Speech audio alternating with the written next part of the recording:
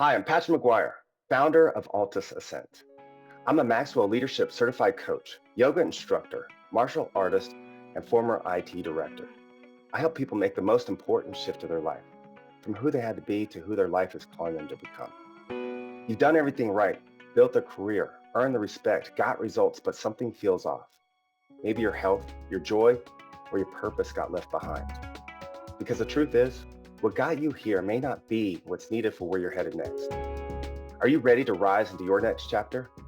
Whether that's leading others, creating a legacy, or finally living in alignment with your truth, well, you're in the right place. And today I'm honored to be joined by John Rennie, a former Navy submarine officer, successful entrepreneur, leadership scholar, and host of the Deep Leadership Podcast. John has led in some of the highest stakes environments, from the depths of the oceans to the demands of the boardroom. He spent decades not just doing leadership, but refining it, living it, and teaching it to others. In this conversation, we'll explore what it means to lead with service, develop future leaders, avoid burnout, and build a life that's not just successful, but significant. John, it's great to have you on. Hey, Patrick, it's great to be here. You have this incredible blend of real-world leadership experience, from leading in the Navy and business and mentoring others. What I really appreciate is how you talk about leadership as a form of service, not just authority or achievement, but a commitment to the people you lead. What shaped that perspective for you, this idea of servant leadership? Well, I grew up in a blue collar family, and my dad was an electrician and my mom was a nurse. And, I think I benefited from the fact that they had both my parents had good bosses that, had, created jobs for them to be able to go to earn money so that our family could have a good life.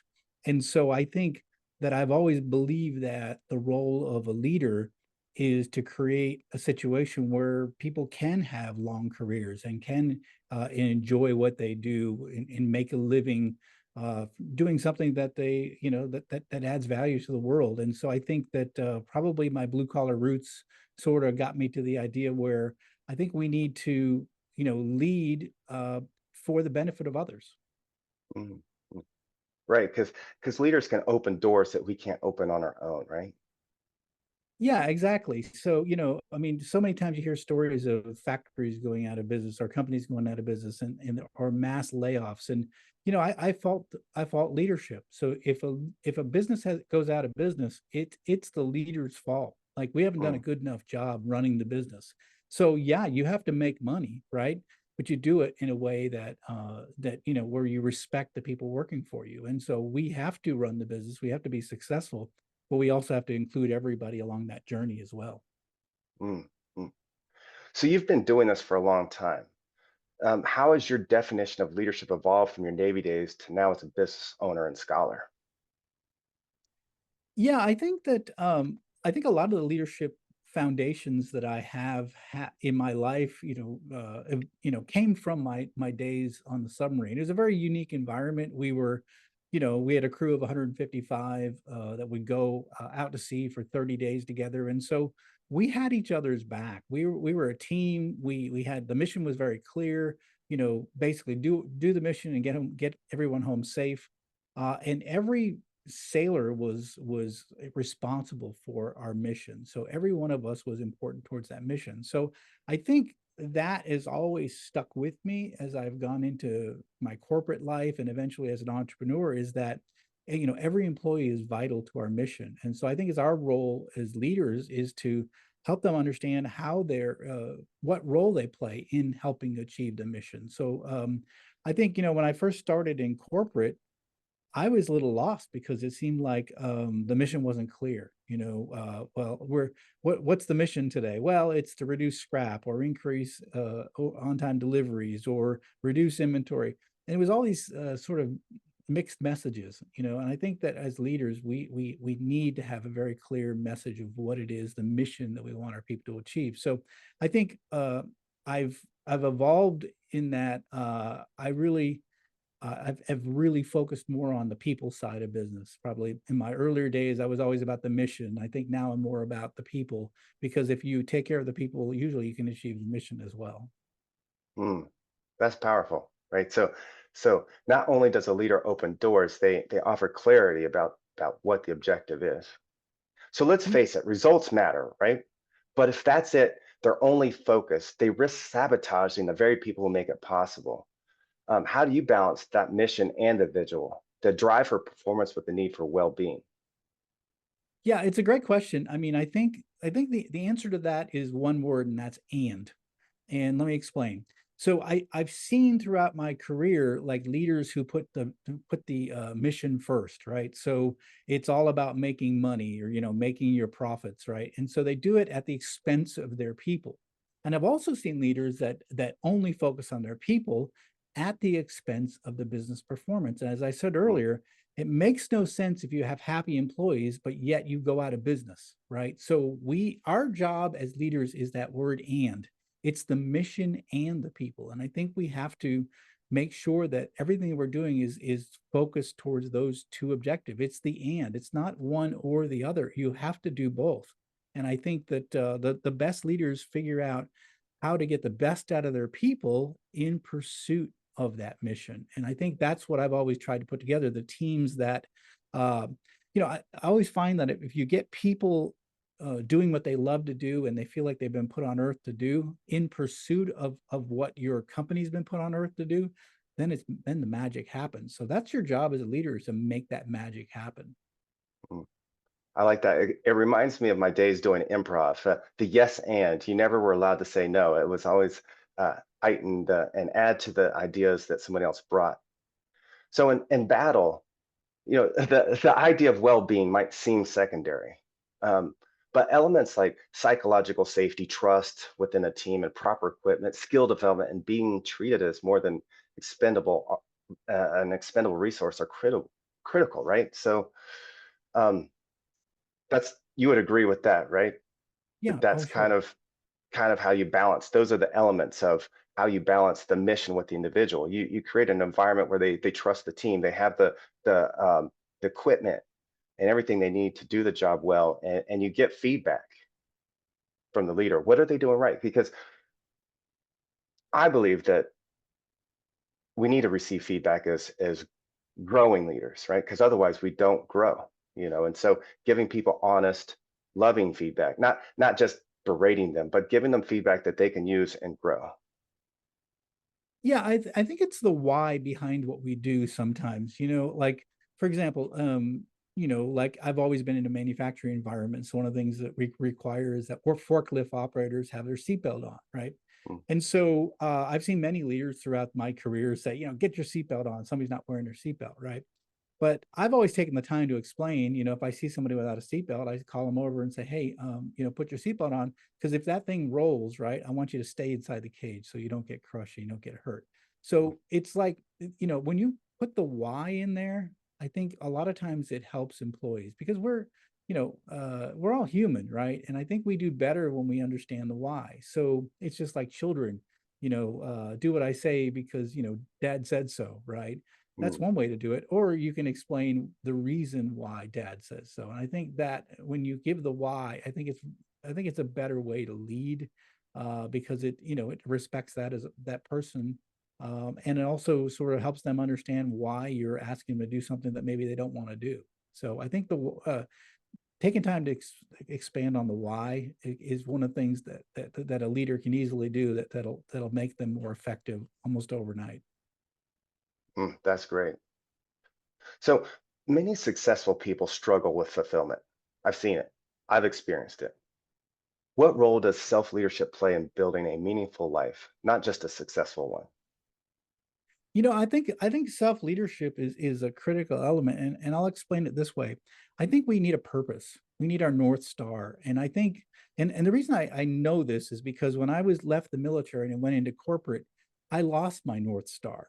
And so in the military, it was clear, like I'm serving my country. At the time, it was the Cold War, protect the country against the Soviets. I feel like I was an important part of that mission. And that was my North Star: serve my country, protect the country, right? Then you leave the military, and a lot of veterans face this, is that what's my purpose? I got a job, right? I got a job working in a manufacturing business, but I didn't really know my why. I didn't know my purpose. And it took me about 7 years to figure it out. It was actually my second plant that I was running, where it was a struggling business and it needed to be turned around, and they needed my leadership to do it. And I felt a deep passion towards helping that business turning around that business for the employees of that business so they could have a long career there. And I think that's when I discovered, and it was 7 years after I got out of the military, where I realized my second purpose, and that was to turn around struggling manufacturing businesses. That became my why. And when you know your why, when you know what you've been put on earth to do, it makes everything it makes everything better. I'll give you another example. Last night I was talking to a guest on my podcast, and we were talking about he coaches entrepreneurs that are in they're selling their company. And he said the biggest struggle they're having is that they have all the money in the world, right? But they struggle because they're going to lose their purpose. And the question they ask this coach is, what do I do now? What do I do now? Wait.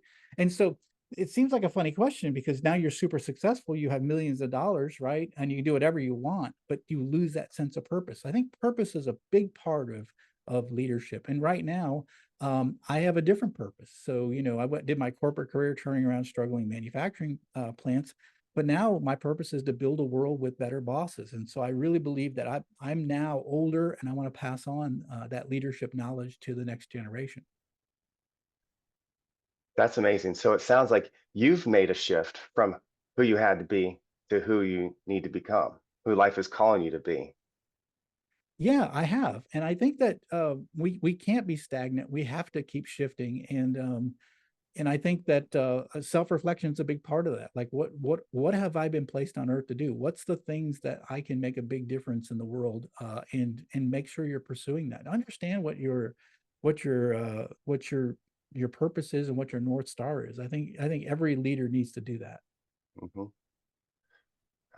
So there's only so far we can go on our own. When we want to take on a new challenge, it's important to have people you trust to play a bigger role in your company. How do you develop the leaders within your company who embody your values but bring their own voice? Yeah, I love that question, because here's the deal. I always say that people are messy.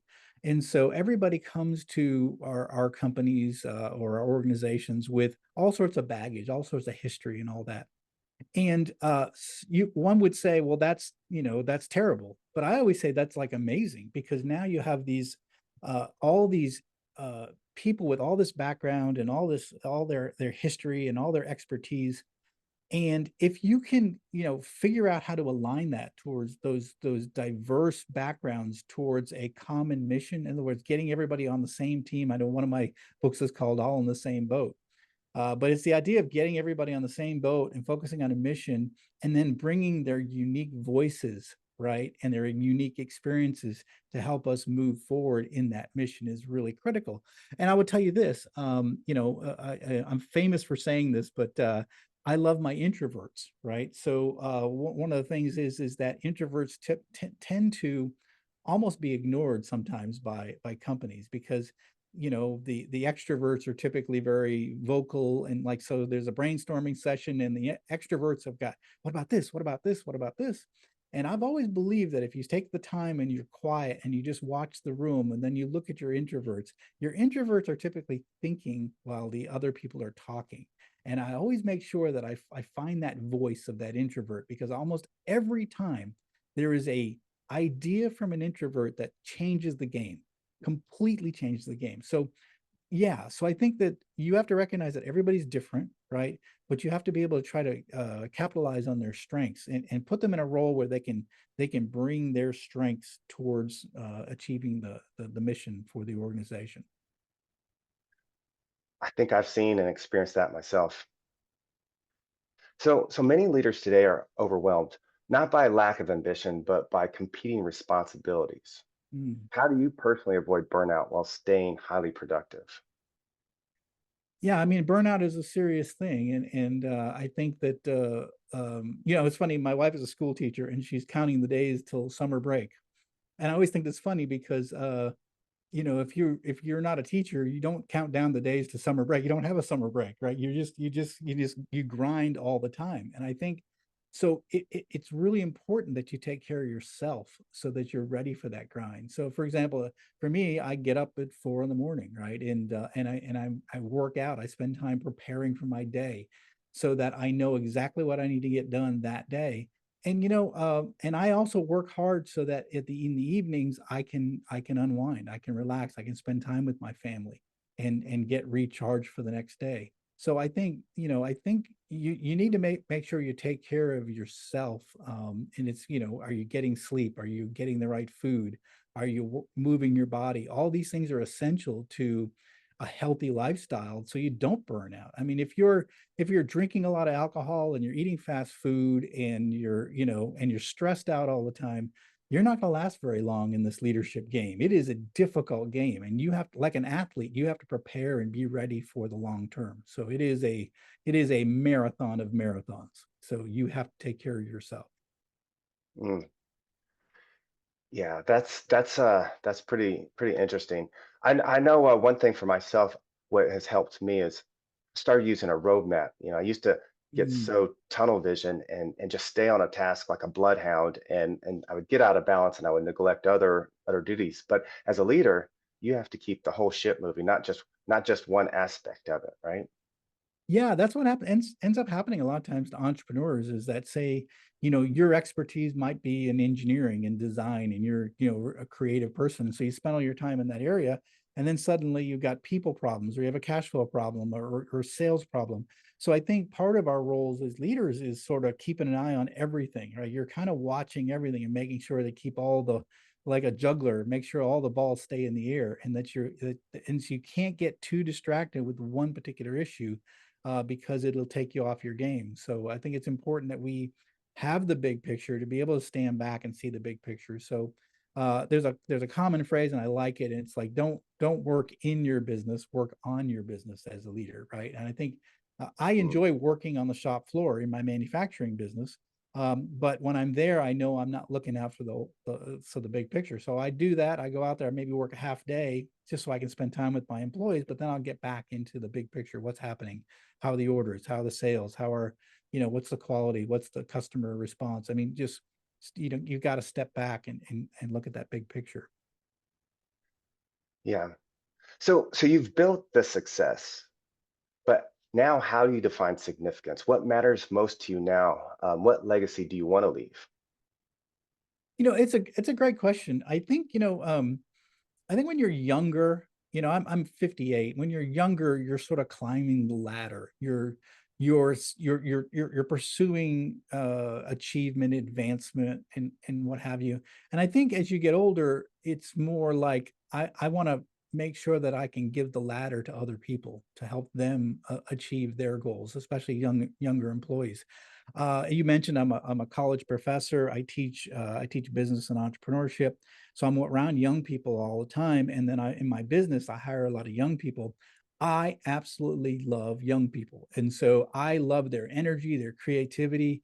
They are willing to try anything. They're not encumbered by, decades of experiences. And so they open my eyes. They get me excited. So for me, it's developing that next generation of successful leaders is it's just a passion of mine. I absolutely love doing it because I just love the energy that young people bring to my business. I mean, it's hilarious because it's like me, 58 years old, are surrounded by 20 and 30-year-olds almost every day, and I get a lot of energy out of it, and it makes me happy. And when I'm teaching 20-year-olds in college and just the questions they ask, the creativity they bring to discussions, it gives me a lot of energy, and it helps me just feel like I'm definitely on the right path with what I want to do in my life. That's great. And that reminds me of something I learned while I was pursuing my Maxwell leadership certification. John has this expression. He says, shift from being a ladder climber to a ladder builder. And it Yeah. sounds like that's the shift that you've made is you're building ladders, helping the next generation become the best version of themselves, become leaders, start leading themselves, and then lead others. Absolutely. Yeah, I think that's really important. I mean, I've achieved every level of success that I wanted to achieve in my life. I have no No further goals, although I'm working on my doctorate, so that's probably a goal I have. But then, it's how can I help others achieve their goals? I mean, how can I be a positive influence in people's lives? I want to be honest with you, I think the biggest compliment is to be known as a leader worth following. And so I Mm, want to be known as a leader that people are that want to follow me and they want to be a part of my organizations. that's great. So if you could teach just one thing to emerging leaders, one value, one mindset, what would it be? Well, I think the message when I'm coaching leaders that is really important is I talk about ownership, and my first book is called I Have the Watch, and when you stand the watch, when you have the watch as an officer of the deck of a submarine, you are responsible for the people in the mission. Anything goes wrong in your watch, it's your fault. You have to own it. And I think that's the big thing that leaders, young leaders especially, need to understand is that you have to own it. You have the watch. You're responsible for that team and the mission, and you have to take that ownership very seriously. And so it is not about your rank or your office or your the company car they give you or the salary or the bonus. That is nothing. What's most important is the mission and the people, and you have to own it. So I would say that's probably the biggest piece of advice I give to young leaders is to own your role as a leader. Mm. Yeah, that was one of the shifts that I had to make, right? It's easy because things it's easy to blame something else. Oh, I snapped at you because of this, or I did this because of that. And yes, those things do influence you. But as soon as you start making the excuse that that's why that happened, then it stops your growth.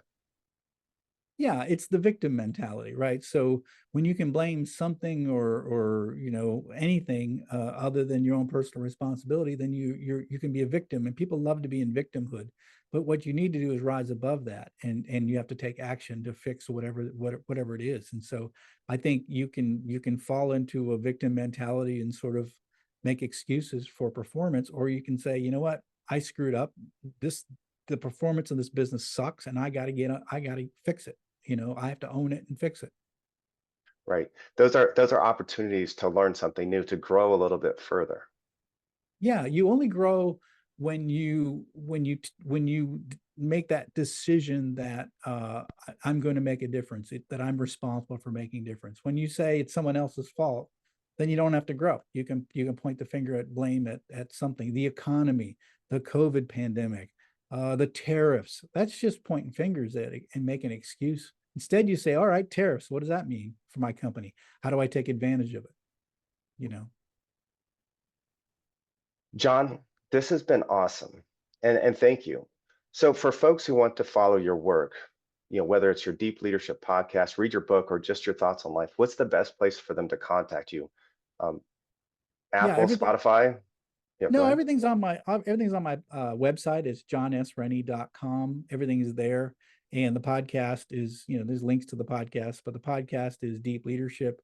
And we've been around 5 years, and we've got almost 400 episodes out there to listen to, like, entrepreneur, experts in leadership, entrepreneurs, practitioners, academics. It's a great mix of people, including yourself, Patrick, is on one of those episodes.